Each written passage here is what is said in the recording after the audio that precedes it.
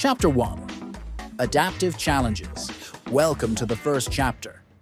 Here, we delve into the distinction between technical problems and adaptive challenges as presented by Ronald Heifetz and Marty Linsky in their book, Leadership on the Line. This foundational concept will guide us throughout our entire program, helping us understand how leaders can effectively navigate complex organizational issues. In their joint book, Ronald Heifetz and Marty Linsky distinguish between two concepts: a technical problem and an adaptive challenge. This distinction opens our program because it will accompany the entire course. A technical problem, which can be very complex and complicated to solve, has an existing solution, even if it's not immediately available or accessible. This means it can be solved with reasonable effort. The process leading to its solution is known and can, therefore, be planned. Usually, the solution lies with an authorized or expert individual. Before we continue, please note not to confuse a technical problem with a technological problem. On the other hand, an adaptive challenge is characterized by the fact that the challenge itself is unclear or agreed upon, and therefore the solution is also unclear. A process of learning, experimentation, discovery, and adaptation is required. Involvement of all stakeholders is needed, not necessarily experts. There is a need for a willingness to re-examine values, norms, and underlying assumptions. It often involves a value contradiction between different organizational values, or between organizational values and reality. The organization or part of it must transform, a change that consists of parting from some of the organization's identity and/or adopting other components. Examples of adaptive challenges include any organizational change, even if it's not dramatic. Personal changes are often an adaptive challenge.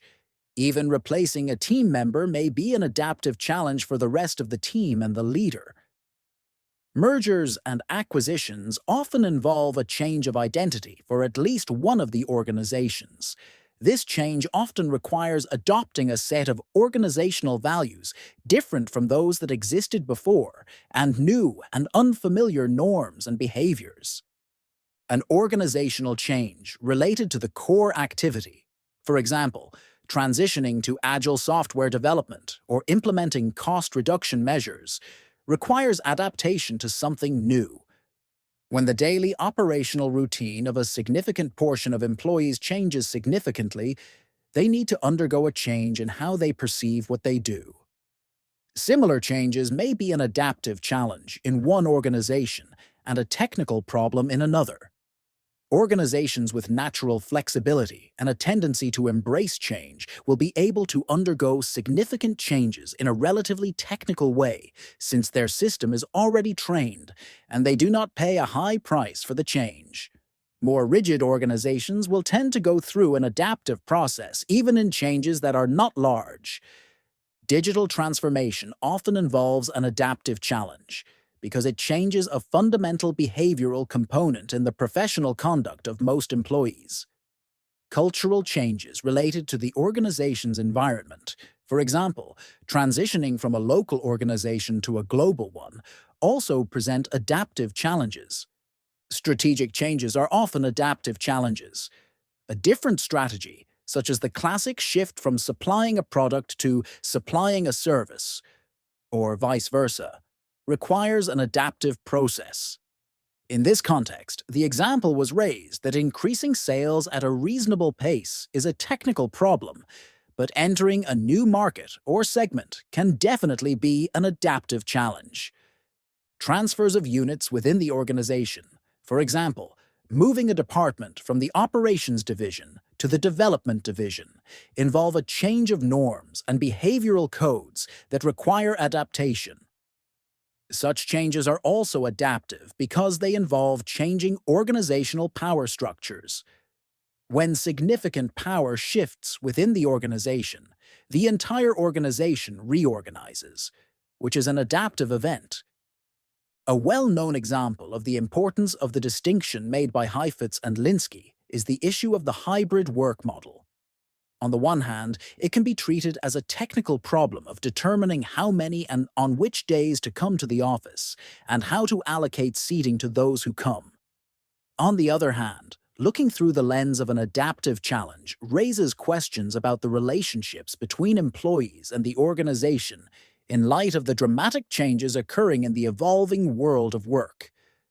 If the relationship between the organization, management in this case, and the employees is characterized by distrust, then no matter what technique is used to manage work from home, there will always be a cloud of suspicion that employees are exploiting the organization. Therefore, the success of transitioning to any hybrid work model must be linked to a fundamental change in relations with the employees. Heifetz and Linsky classify adaptive challenges into 4 categories. First is the value gap, when there is a conflict between organizational values or a significant gap between the values the organization declares and its day-to-day conduct. An example of a value gap is the story of a factory that suffered from quality issues that did not receive deep attention over time. The organization treated the quality problem as a technical problem and brought in consultants who introduced various changes but did not fundamentally change the situation. What led to the change was a dramatic process in which the CEO subordinated the entire factory to the quality manager. This is an example of a value gap because, until the change, attempts to fix the quality situation were superficial. In practice, the operations manager and the salespeople continued to compromise on quality. The organization felt this gap between the declared value and the actual conduct. This gap creates distrust, which is an adaptive challenge.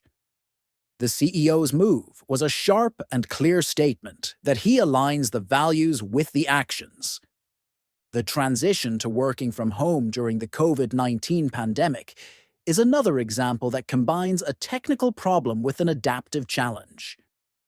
While part of the coping involved technical components from the IT world and changes in work procedures, another part of the challenge was associated with a fundamental change in the relationship between the organization and its employees. A new contract was required, a contract that required more trust from the organization and more commitment and responsibility from the employees.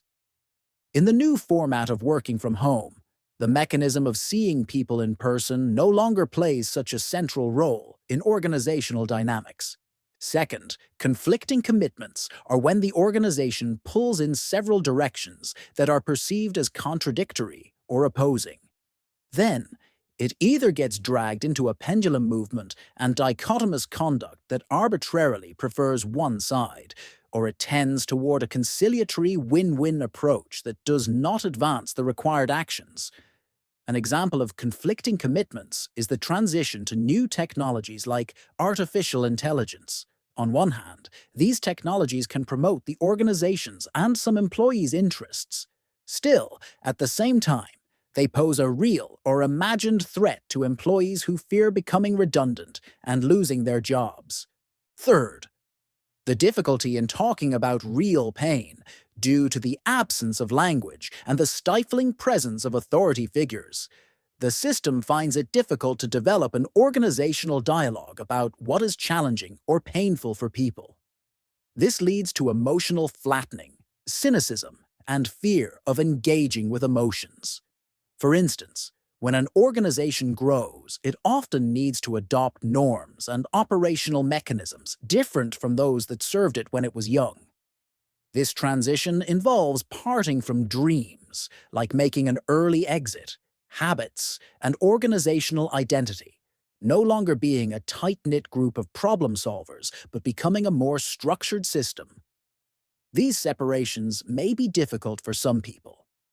When they are not discussed, they may manifest in various ways, sometimes unpleasant. Coping with adaptive challenges sometimes involves acknowledging the difficulty and pain and talking about them. Fourth, avoidance of work. When the system is in a state of paralyzing anxiety, meaning organizational resources are directed to attack the main task instead of promoting it. We will expand on this situation in the chapter on the hidden layer in management dynamics. The very characterization of a technical problem and an adaptive challenge makes it clear that there is a need for a different way of dealing with each. The organization and the leader must act differently in response to a technical problem or an adaptive challenge. Hence, the piercing statement by Heifetz and Linsky is important. The single biggest leadership failure is to treat adaptive challenges like technical problems. However, despite its apparent simplicity, this distinction is unnatural for many managers. The difficulty in distinguishing between a technical problem and an adaptive challenge, or more precisely, the tendency to confuse them and try to treat both as technical problems, stems from several main reasons. First, most managers' day-to-day activities are connected in one way or another with technical problems. Adaptive challenges occupy a small percentage of the total managerial challenges, so naturally, the tendency will be to treat them as technical problems. Second, this is related to the personal tendency of those who have reached senior management positions. The selection process for management roles is often based on the ability to deal with technical problems. These managers' prominent skills as problem solvers were part of the reason they were initially given managerial roles, and naturally, this will be the way they approach dealing with adaptive challenges. Third, sometimes technical problems disguise themselves as adaptive challenges, and sometimes it's the reverse. There are situations where a technical problem at the organizational level is an adaptive challenge for the manager. For example, when an organization grows or undergoes a change that requires leaders to distance themselves from day-to-day execution and let middle management levels take the lead. The process can be very technical. Definitions of roles, work processes, and so on will solve the problem, but it requires a transformation of the managerial stance of senior management. They will have to learn to trust and give confidence to the rest of the employees. Therefore, the first and critical step in dealing with adaptive challenges is identifying them when they occur. In the next stage, we ask ourselves about the role of leaders in the organization in the face of adaptive challenges. One approach is going to the balcony. Heifetz and Linsky suggest that leaders learn to go to the balcony and see the situation while acting within it, to be participant observers. This technique requires effort and practice, but is definitely possible. Going to the balcony during an event allows leaders to see themselves from the side. This movement, stepping out of the situation and then back, allows them to see the situation from additional perspectives, which may lead to different insights and conclusions. Another approach is reframing, which allows us to look at the challenge from a different and fresh angle. Reframing can sometimes lead to the conclusion that the challenge is not a challenge. Perhaps it's a technical problem. The ability to look at a situation not through automatic thinking frameworks places the parts of the problem differently in relation to each other, and the relationships between them change. Leaders also need to mediate external threats. Many challenges stem from external threats undermining the organization's stability or security. In such situations, leaders must decide how to convey the threat to their employees. Their stance will significantly affect the organization's ability to handle the challenge. Often, managers think their role is to buffer and protect the organization from harsh truths. They shield people and absorb all the pressure. At the other extreme are those who almost do not use a filter and inject significant amounts of anxiety and stress into the system. The ability to be authentic and empathetic mediators, finding the balance between believing in employees' ability to deal with reality and maintaining protective boundaries, is critical to the organization's success in dealing with the adaptive challenge. Bearing ambiguity is also crucial. The nature of adaptive challenges is that they involve uncertainty. The process may take time, and its outcome is not guaranteed or clear. Leaders' ability not to panic from uncertainty and not to try to reduce it artificially or unhealthily is very important for the organization's coping. An example of an organization's inability to bear ambiguity is the tendency of managers to demand plans that show the desired result is possible. Since there are many moving parts, plans change frequently, and employees spend more time planning strategies that will never materialize instead of acting to learn more about reality and genuinely reduce uncertainty over time. Exposing conflicts is another important role. Adaptive challenges often lead to conflicts. The value gap they carry, complexity, and multiple players expose differences in perceptions, opinions, values, and styles. The ability of managers to deal with conflicts, contain them, and not try to remove them from the room. They don't really leave the room, they just become elephants, is vital.